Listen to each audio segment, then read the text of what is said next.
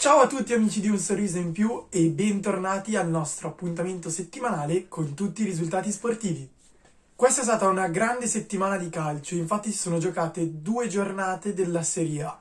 Partiamo dal turno infrasettimanale e iniziamo con il Milan che ha vinto 1-0 a San Siro contro il Torino. Una partita molto complicata, sbloccata da un gol di Giroud su azione di calcio d'angolo e poi il risultato è stato tenuto fino alla fine dalla squadra rossonera.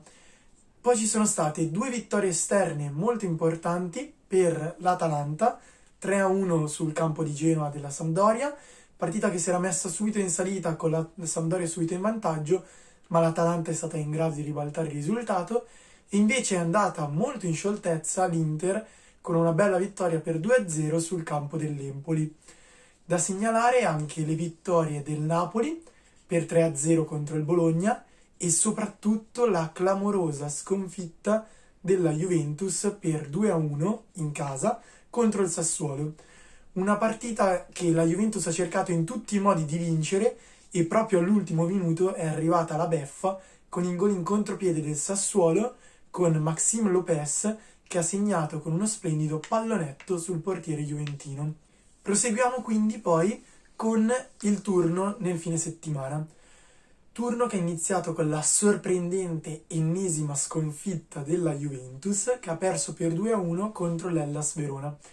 Una partita in cui si è messa subito male per la Juventus grazie a una doppietta di Simeone nei primi 15 minuti. La Juventus è stata in grado di accorciare il risultato nel secondo tempo, ma nonostante tutti gli sforzi profusi non ha mai raggiunto il pareggio. Passiamo poi all'Inter che ha vinto nella partita delle 12:30 contro l'Udinese per 2-0. Fondamentale la doppietta di Correa nel secondo tempo. C'è stato anche un altro big match nella giornata del sabato che è stato Atalanta-Lazio. Una partita che è terminata con il risultato di 2-2 che la Lazio pensava quasi di aver vinto ma che nel finale è stata raggiunta da un gol di De Ron. Una partita in cui va segnalato anche un bruttissimo episodio a carico dei tifosi bergamaschi, in quanto hanno lanciato una monetina contro il portiere della Lazio. Portiere della Lazio che poi è stato anche beffardamente ammonito dall'arbitro per la perdita di tempo nel raccogliere la monetina che gli era stata lanciata addosso. Speriamo che episodi del genere non si ripetano più negli stadi. Passiamo quindi alla giornata di domenica, dove ci sono state le 2 partite delle 2 attuali capoliste. Il Napoli ha vinto 1-0 il derby campano contro la Salernitana.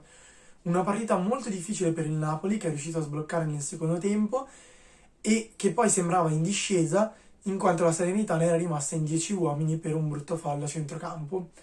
Ma a 10 minuti dal termine è rimasto in 10 uomini anche il Napoli per un rosso diretto a Kalidou Koulibaly per un fallo da ultimo uomo. Il finale è stato molto acceso con i tifosi campani della Salernitana che cercavano di spingere la squadra al pareggio, ma il Napoli si è difeso molto bene e ha portato a casa i 3 punti.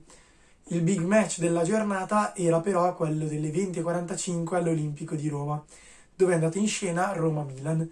La partita è terminata sul risultato di 1-2, con la vittoria esterna quindi dei rossoneri che hanno giocato splendidamente per 70 minuti, segnando 2 gol, di cui il secondo su calcio di rigore, e segnandone altrettanti 2 annullati per fuorigiochi millimetrici.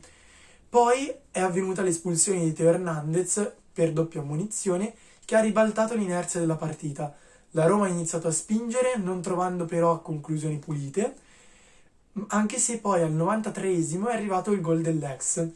Il faraone El Shaarawy ha segnato l'1-2 con uno splendido tiro da centro area che si è andato ad infilare nell'angolino. Successive poi azioni confusionarie in cui la Roma ha protestato per un possibile penalty per fallo su Lorenzo Pellegrini. L'arbitro non l'ha ritenuto tale e la partita è terminata tra le polemiche. Concludiamo ora con il tennis, in quanto c'è stato un avvenimento straordinario per l'Italia. Per la prima volta nella storia abbiamo 2 atleti maschili nei primi 10 in classifica.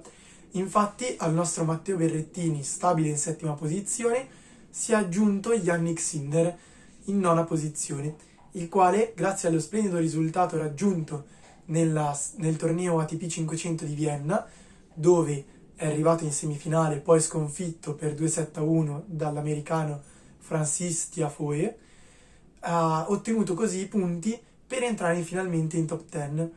Partita anche fondamentale per la race, in quanto ora Sinner si ritrova nei magnifici 8 che potrebbero giocare il torneo a Torino. Non è ancora detta perché in questi giorni avremo il torneo ATP 1000 di Bercy, quindi tifiamo tutti gli anni che speriamo in un suo splendido risultato. Bene amici di Un Sorriso in Più, per oggi è tutto, ci ritroviamo settimana prossima con la Champions League, il campionato di Serie A italiano, in particolare con il derby di Milano, e soprattutto per sapere che fine ha fatto il nostro Yannick. Ciao a tutti!